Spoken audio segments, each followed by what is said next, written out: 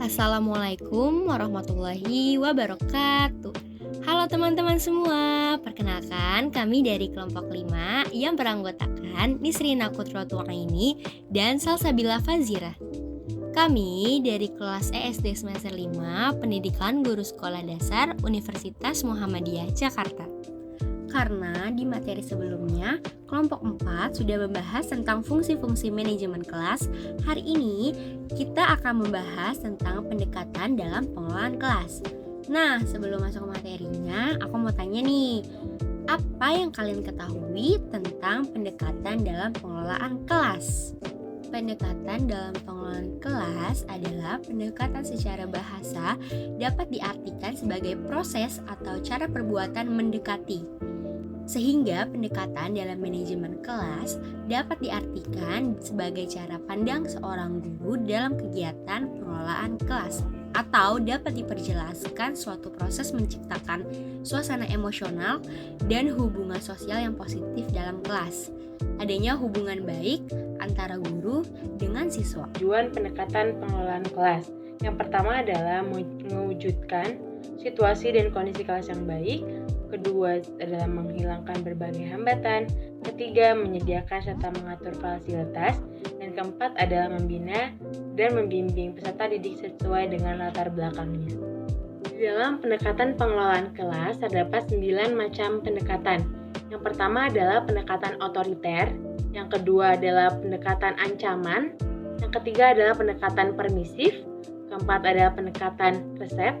Kelima adalah pendekatan instruksional. Keenam adalah pendekatan modifikasi perilaku.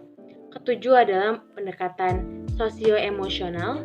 Kedelapan adalah pendekatan kelompok. Dan yang pertama adalah pendekatan otoriter atau kekuasaan. Pendekatan ini menunjukkan kekuasaan seorang guru terhadap siswanya, sehingga tindakan yang dilakukan untuk mengatasi penyimpangan tingkah laku dilakukan dengan tekanan-tekanan. Pendekatan ini dinilai juga keras, kurang hangat, dan juga kasar. Jadi hewan vertebrata itu adalah hewan yang bertulang belakang. Coba kasih sebutin contoh hewan yang bertulang belakang. Apa ayo? Katak. Katak tidak berhewan belakang. Tidak bertulang belakang. Hewan yang bertulang belakang apa tadi? Kanguru, benar. Terus apa lagi? Ayam, betul. Apa lagi? Macan. Terus? Gajah, boleh. Sekarang hewan invertebrata. Siapa yang tahu apa aja? Oke.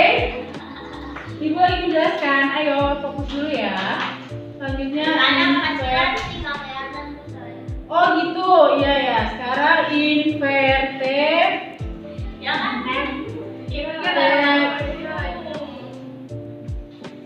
fokus ke depan dulu ya. Ibu sudah menjelaskan. Nanti ibu akan tanya loh satu-satu ya. Sekarang invertebrata. Pendekatan yang kedua adalah pendekatan ancaman.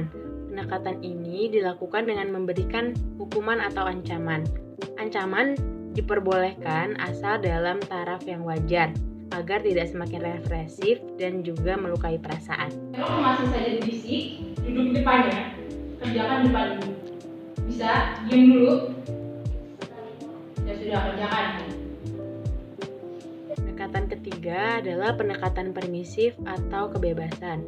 Pendekatan ini menekankan perlunya memaksimalkan kebebasan peserta didik dan meminimalkan campur tangan seorang guru. Seorang guru di sini berperan sebagai pendorong pengembangan potensi peserta didik. Anak-anak ikut mencatat ya, ikut catat di papan tulis.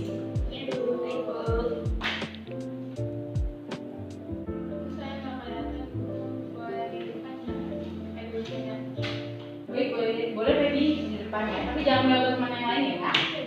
Iya Feby, silakan. Keempat adalah pendekatan resep. Pendekatan ini berisi rekomendasi terkait hal-hal yang boleh dilakukan di kelas dan yang tidak boleh dilakukan di kelas. Nah, biasanya pendekatan ini dituangkan dalam bentuk kertas ataupun poster-poster yang kemudian ditaruh di sudut kelas.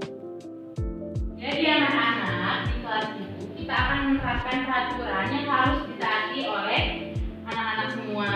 Di sini peraturannya ada 6, nanti coba dicermati, Ibu akan tempelin di tembok. Jadi apabila ada yang melanggar, akan mendapatkan konsekuensi sesuai dengan yang dia lakukan, oke? Oke, Ibu tempel ya. Pendekatan yang kelima adalah pendekatan instruksional. Pendekatan ini beracu pada seorang guru yang memiliki pendirian bahwa pengajaran yang dilakukan dengan rancangan yang baik dan dilakukan dengan cermat akan mencegah timbulnya permasalahan manajerial kelas. Nah, di sini peran guru sangat dominan dalam hal mengatur, merancang, dan melaksanakan kegiatan yang sesuai dengan kebutuhan peserta didik dan kemampuannya. Berikut adalah contoh dari pendekatan instruksional. Yang pertama adalah menyampaikan kurikulum dan pembelajaran yang menarik, relevan, dan sesuai. Kedua, menerapkan kegiatan yang efektif. Ketiga, menyediakan daftar kegiatan rutin kelas. Keempat, memberikan pengarahan yang jelas. Kelima, menggunakan dorongan yang bermakna. Keenam, memberikan bantuan mengatasi rintangan. Ketujuh, merencanakan perubahan lingkungan. Kedelapan, mengatur kembali struktur situasi. Yang keenam, ada pendekatan modifikasi perilaku, disebut juga dengan behavior modification. Nah, modifikasi perilaku ini merupakan upaya, proses, atau tindakan untuk mengubah perilaku dengan menerapkan prinsip-prinsip belajar yang teruji secara sistematis untuk mengubah perilaku maladaptif menjadi perilaku adaptif. Nah, ada 4 cara untuk melakukan pendekatan modifikasi perilaku ini. Yang pertama, ada cara penguatan positif. Kedua, dengan cara penguatan negatif. Ketiga, dengan cara hukuman positif. Dan yang keempat, dengan cara hukuman negatif. Ibu bikin soalnya nomor 2 ya. Di sini ada 12 ditambah 20. Nah, untuk soal yang ini siapa yang berani jawab maju ke depan? Ayo, siapa? Ada hadiahnya nih. Ada yang mau sih? Udah deh, saya aja deh. Ya, Umi boleh. Silakan ya, Umi.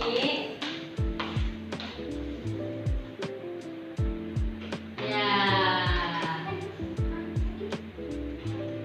Nih, hadiahnya buat Umi. Makasih ya. Giliran Umi. Gina, boleh kesini sebentar?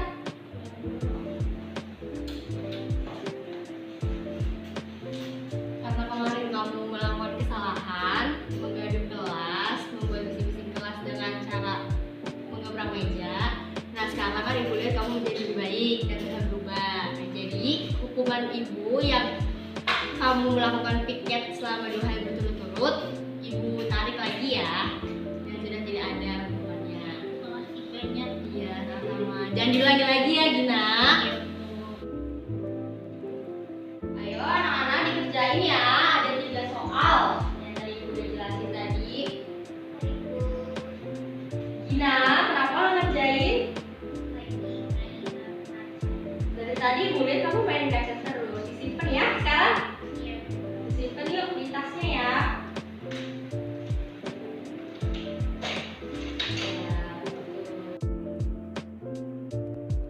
Ya, betul.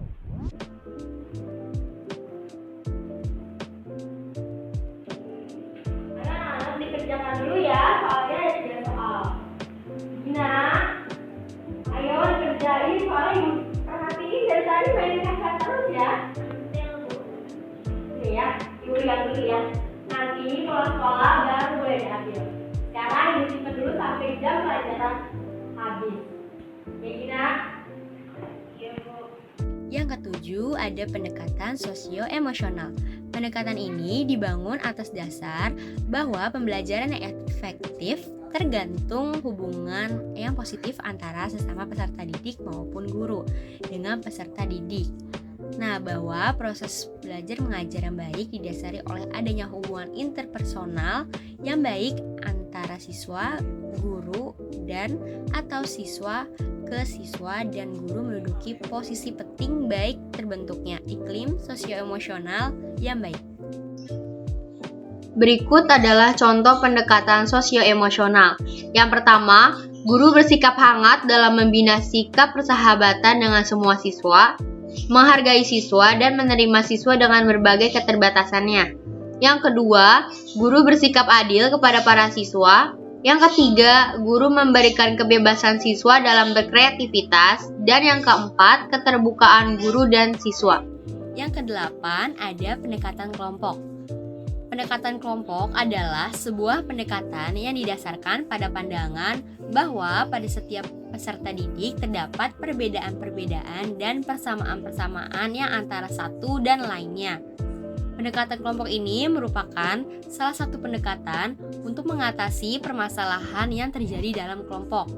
Pendekatan kelompok ini sangatlah diperlukan untuk meningkatkan keaktifan dan mengembangkan kreativitas anak, sehingga potensi yang dimiliki anak sedikit demi sedikit akan tersalurkan. Jadi untuk soal yang ini, Ibu akan membentuk per kelompok ya. Jadi satu kelompok itu diisi 2 orang. Kelompok pertama ada Mulyani Nurina, kedua Siti Nurhaliza. Ada? Kelompok kedua ada Feby dan Siti Humairah. Ada? Ada Bu. Sekarang bangkunya bisa kasih jarak ya, kelompok 1 sama kelompok 2. Bisa dikerjakan ya tugas kelompoknya. Iya, betul.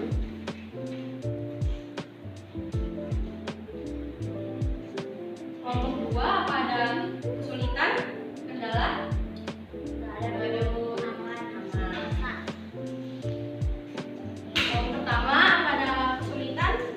Nggak ada. Sekian pembahasan yang bisa kelompok 5 sampaikan. Kurang lebihnya mohon maaf. Semoga ilmu yang kami berikan dapat bermanfaat.